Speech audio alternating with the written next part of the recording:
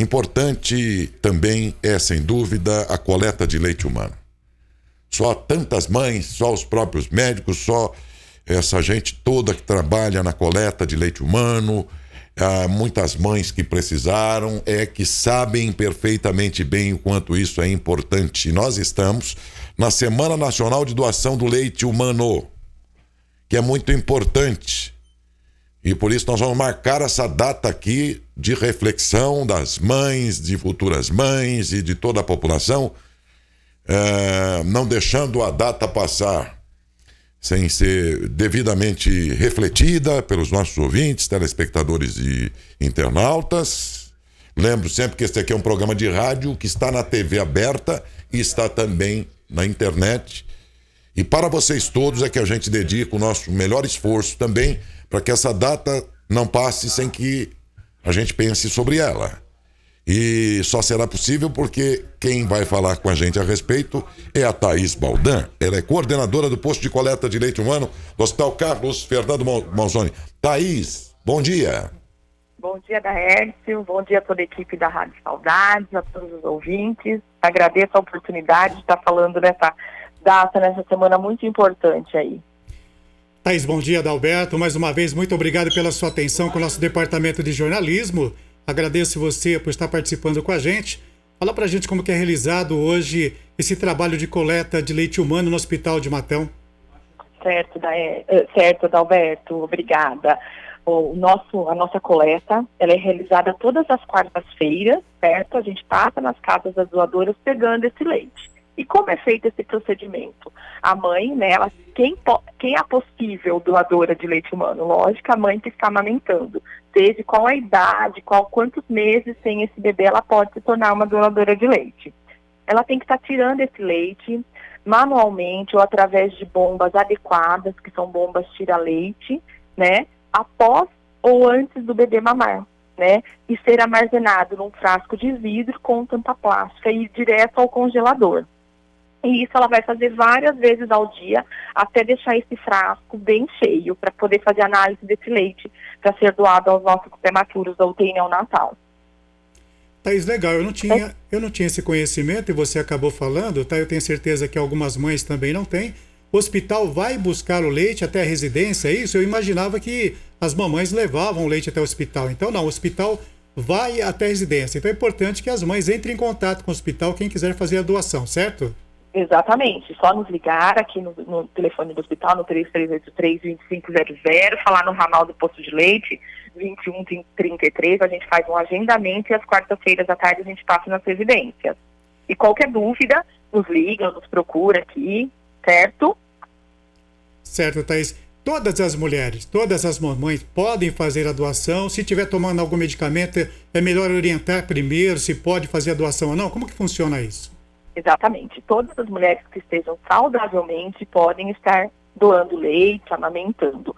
A única mulher que não pode, no momento, estar doando leite é a mãe que tem um HIV positivo, tá? As medicações, Adalberto, são raras, muito raras medicações que vão ser contraindicadas ao processo da doação do leite humano. E também, com toda a pandemia, né, a mãe que está com Covid positivo, está doando leite, ela tem que ficar 14 dias esperando, né, toda a recuperação, esse vírus, e depois continuar a doação ou começar, no caso, a doação do leite. Ô Thaís, me fala uma coisa, é necessário ter uma boa produção aí, demasiada de leite, para se tornar uma doadora, ou existe qualquer quantidade, pode ser doado? Na verdade, a mãe, ela tem que estar, quanto mais ela tira, quanto mais faz o esvaziamento das mamas, mais ela produz, tá? Só que precisa de uma quantidade mínima para fazer toda a análise, que é o processo de pasteurização desse leite, tá? Que esse leite, o Hospital Carlos Fernando Manzoni, nós somos postos de coleta e nós somos vinculados ao HC de Ribeirão Preto, ao banco de leite do HC de Ribeirão Preto, para onde esse leite vai uma vez por semana, passa pela análise de toda a pasteurização e retorna para o Carlos Fernando Manzoni para ser ofertado aos prematuros da UTI neonatal. Mas temos que ter um mínimo de 200 ml, né? Então existem vários tamanhos de frasco, então o mínimo tem que ser 200 ml. Tá, existe um tempo, Thaís, olha, tirei o leite agora de manhã, mamãe fez o leite, tem um prazo para poder estar entregando pro o setor de coleta de leite, ou se colocar na geladeira? Qual que é o tempo que esse leite pode ficar aí até ser recolhido? Na verdade, a doadora tem que tirar esse leite, tirou direto congelador, tá? Não é geladeira. O processo de doação de leite é direto no congelador e ela não pode estar passando, esse frasco tem que estar enchendo no mínimo até 10 dias. Né? Então, a gente sempre pede para ter uma identificação nesse frasco. O que é essa identificação, Adalberto? Ela colocar uma etiquetinha com o nome dela e a data da primeira vez que ela começou a tirar esse leite, para a gente ter todo esse controle. Tá certo. E quais são os critérios, Thaís, os critérios para receber o leite humano? Como é que funciona isso no banco de leite? Ou melhor, não é banco, né? Matão não tem um banco de leite. Coleta. É um setor de coleta de leite, é isso, Thaís? Exatamente, posto de coleta de leite. Aqui certo. Como é que funciona isso aqui, Matão? A gente precisa ter uma ficha da doadora, né? Então, essa mãe vai doar pela primeira vez. Eu vou até a residência, ou ela também pode vir até nós, tá bom, Adalberto? Deixar bem claro isso para a população, que ela pode estar vindo até nós, tirar todas as dúvidas, ou trazer esse leite. Eu tenho mães que às vezes falam assim, eu vou sair, eu passo, ela traz esse leite numa sacolinha térmica com gelo, uma caixinha de isopor com gelo, porque esse leite tem que vir congelado até nós. E assim é o procedimento quando eu vou até a residência, com toda uma caixa de térmica, com todo um controle de temperatura, para estar fazendo essa retirada do leite da residência até o posto de coleta. Ok. Thaís. E nessa ficha de doadora, eu preciso de todos os dados do pré-natal, tudo certinho. Thaís, eu fiquei aqui pensando, dentro desse universo das pessoas que vão tanto doar quanto receber esse leite materno, esse leite humano. Nesses tempos de pandemia, em que até a medicina está aprendendo com ela, né?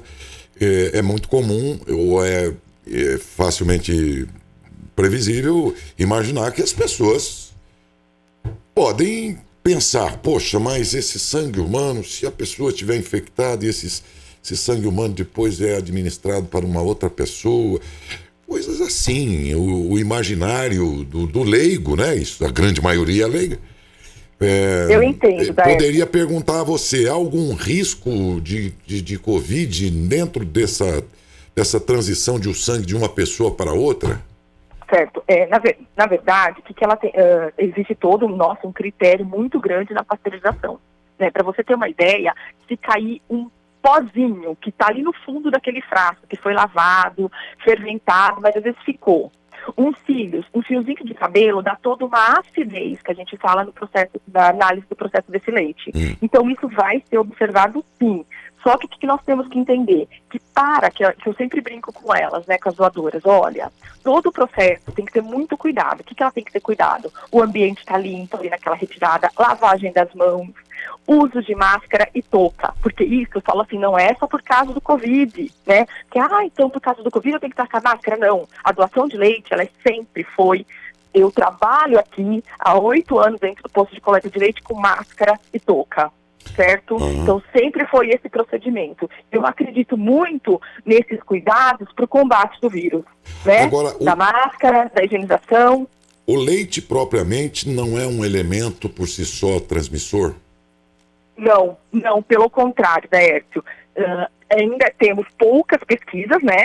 Devido ao Covid, tudo muito novo para todos nós. Só que, pelo contrário, ele está passando anticorpos, né? Tanto é que estão falando, a mãe, no caso, que está com Covid positivo, está até estável, né? Ela pode, se ela quiser, continuar amamentando o bebê, porque a gente está vendo que está até passando anticorpos através do leite. Por quê, Daércio? Eu gosto de falar uma palavra assim bem simples. O leite é o nosso sangue bom. Entendi. Tá? O leite materno só vai passar coisa boa.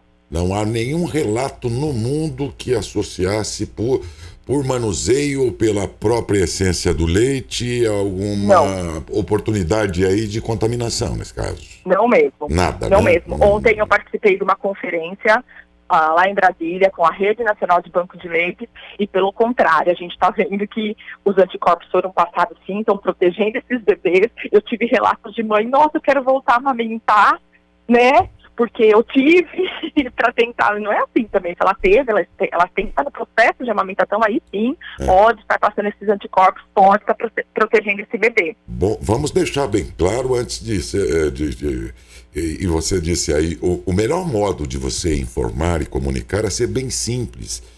E quanto mais simples, mais, evidentemente, mais facilmente as pessoas entenderão. Quer dizer que uma mãe que tenha passado por Covid lá num certo momento, e eu vou dizer a você, minha nora foi um caso, né? Ela teve o bebê a semana passada, meu neto. Numa realidade diferente, hospitalar e tudo, porque nos Estados Unidos a estrutura lá é muito grande, tudo bem, mas o sangue, o ser humano é ser humano em qualquer lugar, o leite materno é o leite materno em qualquer lugar. Quer dizer que no caso dela, ou de qualquer mãe que tenha já passado pelo Covid e que por isso mesmo desenvolveu defesas do próprio organismo, essas defesas vão no leite para o bebê? Vão, Daércio, se a gente pensar que os anticorpos, né, que o colostro é o nome dado ao primeiro leite que vem, que é aquele pouquinho, que é aquela pouca quantidade, né, já está passando todos os anticorpos para o meu bebê. Toda a gripe que eu tive, a catapora que eu tive, qualquer doença que eu tive, eu já estou imunizando de uma certa forma. Que a natureza é fantástico, né? É fantástico. Por isso que eu falo que o leite materno, gente, ele salva vidas, ele diminui doenças, risco de doenças, de infecções, então ele é muito importante, é um alimento de ouro, né? Mito ou verdade? A mãe diz, mas eu tô amamentando o meu filho, se eu doar esse leite não vai faltar pro meu? Eu tenho muito essa dúvida, né? É mito. Mito, porque quanto mais eu tiro, mais eu vou produzir. Meu sistema entende que ele está sendo estimulado, ele tem que produzir mais.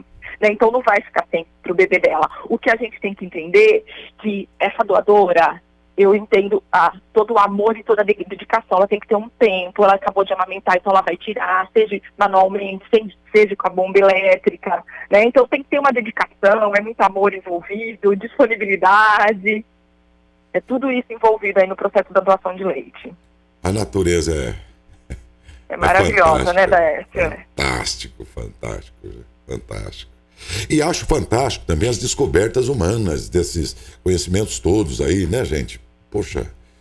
Exatamente. Isso. Outro dia eu falava na área da oftalmologia, né?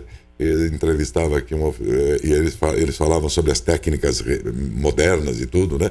E a gente conversava sobre um alicatão que antigamente os dentistas arrancavam o dente da gente. Aquilo era uma tragédia arrancar um dente, né? E hoje mudou tudo. Gente, vamos reconhecer que é verdade que a vida moderna trouxe também alguns hábitos e necessidades aí que às vezes não fazem bem dessa vida corrida, competitividade, um monte de coisa que nós precisamos repensar. Mas, de outro lado, o conhecimento humano trouxe cada vantagem, não, gente? Né, Thaís? Por exemplo, na tua área, quanto conhecimento, e a gente quanto mais descobre as coisas, mais vê que a natureza é divina. A natureza, a gente não pode querer remar contra ela, né? E eu acredito muito, a amamentação, o leite materno é ciência, né? É estudado, é estudo científico de toda essa importância, né, Daércio? Lembrando que eu tenho estudos relatando que a criança bem amamentada é um adulto lá na frente com menos risco de diabetes e pressão alta. Né? Então é uma prevenção para a saúde pública, é uma prevenção das doenças, né, para qualidade de vida. É uma outra constatação de como a vida mudou. Eu sou até novinho, mocinho ainda, mas quando eu comecei em rádio, isso já se vão 40 e tantos anos, eu me lembro que eu participava e fazia um programa que chamava Rotativa no Ar, era um programa de jornalismo, né? Já nos meus primeiros anos de profissão. Aquela época era muito comum e a população rural ainda era muito grande naquela época. Depois houve um êxodo, né, muito grande, as pessoas já não moram mais em fazendas e sítios, mas naquela época era muito grande. Então a gente recebia cartas pedindo as coisas. Um pedia chá de barbatimão para não sei o quê, alguém que pudesse conseguir uma raiz, não sei do que, para outra pessoa que precisava. Esses anúncios a gente fazia, atendendo os ouvintes. Olha como a coisa mudou.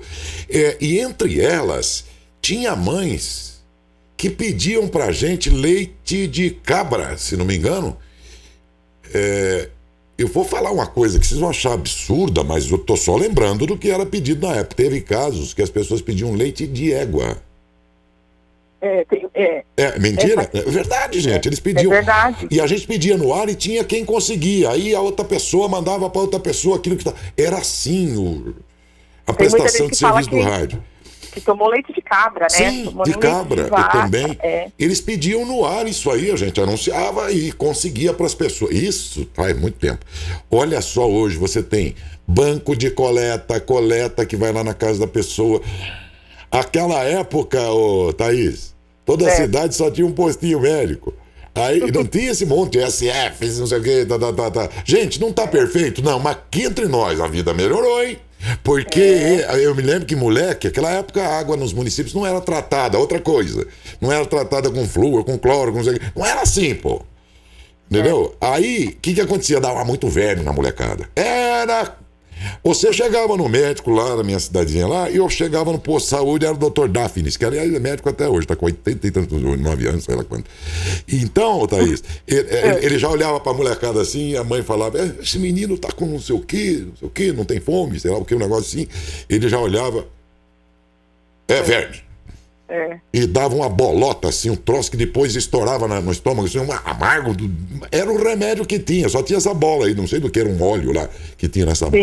Gente, pode me chamar de velho, mas isso faz quanto tempo? Olha quanto evoluiu, é um negócio... Não é perfeito, mas é fantástico hoje que você tem um postinho, né? Thaís, aqui vai outra observação, acho que eu tô falando demais, tomando o teu espaço, que é você a estrela da entrevista, mas eu preciso dizer, eu não esqueço a Taninha, nos seus últimos meses que ela trabalhou, depois veio a falecer, é uma perda que a gente não se conforma com ela. Perda muito grande. Eu me lembro da Taninha e do quanto nós fizemos dentro de um mês, umas 10 entrevistas com a Taninha, até a paciência dela era de jó com a gente, por quê? Estavam aplicando a vacina, acho que do sarampo, eu não me lembro. Ano passado foi isso. E era aplicado a quarteirões da casa do pai e da mãe. E gente, uma boa parte não levava o filho para vacinar. Exatamente, né? E o quanto de informação que nós temos, além de toda a estrutura, a informação, né? É procurar a informação, é falar com o profissional adequado, né? Tomar cuidado, porque o processo do leite, aí da amamentação, tem muitos mitos, que nem você falou, é mito ou verdade? Tem muito mito. É uma coisa cultural, né? O Brasil tem muito essa coisa da cultura aí, dos mitos, o leite é fraco, ela não tem leite, o bebê chora só de fome, porque o leite é fraco, porque o seio da mãe é pequeno. Então, assim, ter informação, ter onde buscar. Que coisa, gente. Nós precisamos repensar. Gente, nós como povo, como nação, precisamos rever um pouco os nossos comportamentos, né? Exatamente, as informações. Rapaz, a Taninha tinha que implorar para as mães andarem em alguns quarteirões, porque nos bairros tem um monte de unidades, se não tem o suficiente é uma outra questão. Mas que tem um monte, não é mais um postinho para uma cidade inteira, e as pessoas não levaram os filhos para vacinar. Gente, teve que ter uma lei para pôr o banquinho atrás do carro com cintinho de segurança para uma criança ser transportada pelo pai, uma lei que obriga a ter. Tinha que ter pela própria natureza de cuidado do pai e da mãe. É verdade. Como é que nós somos como brasileiros? É isso que eu estou perguntando aqui. Os governos têm um monte de culpa, sim. Parte dele mete a mão no dinheiro, sim. Mas e nós como povo? Como somos? Exatamente. É isso que nós temos que começar a pensar, meus amigos. Porque é só coisa apertar, a gente aponta o dedo e atribui a culpa a alguém. Mas, desculpe que hoje eu estou mexendo e isso não é agradável e as pessoas ouvem isso. Cara, a gente não quer pensar muito sobre isso. Mas enquanto nós não mudarmos como povo, também os governantes serão iguais a gente. Piores um pouco, porque a máquina que lhes permite ser espertos é muito mais poderosa. Por ela circula muito mais poder e dinheiro. Mas aqui, como nação, nós pequenininhos fazemos umas traquinagens pequenininhas. E do meio do povo saem os governantes. E ele sai como um pequeno picaretinha, mas depois ele tem uma caneta lá que começa a sentar com as Odebrechts da vida e tal, e aí a coisa muda.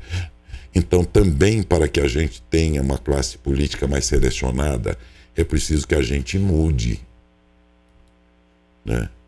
E comece a entender que se você não muda, a vida não muda. E espero que esta entrevista tenha contribuído, outras a gente vai fazer mais adiante, para insistir. E você vai dizer, mas essas campanhas dão resultado? A Thaís vai lembrar, eu me lembro muito bem, lá pelos anos 90, toda campanha maciça de prevenção funciona, gente, quando é feita, né? Você não tinha, mas não tem mais paralisia infantil, porque ao longo de décadas foram feitas campanhas. E aí teve uma época que foi incentivada a amamentação materna, porque as mães, lá na primeira tentativa, desanimavam, né, Thaís? Exatamente. Foi feita uma campanha, deu resultado, né? Sensacional. É importante, a prevenção é tudo, né, Daed? Hoje nós gastamos na saúde boa parte do dinheiro, que não é pouco.